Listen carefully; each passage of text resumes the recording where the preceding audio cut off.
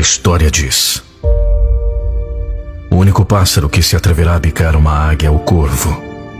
O corvo senta-se nas costas da águia e morde seu pescoço. Quanto mais alto a águia voa, mais difícil é para o corvo respirar.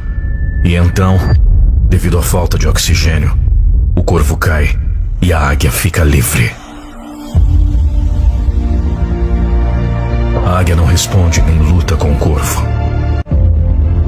Ela simplesmente abre suas asas e começa a subir cada vez mais alto no céu. Qual é a moral da história? Pare de perder tempo.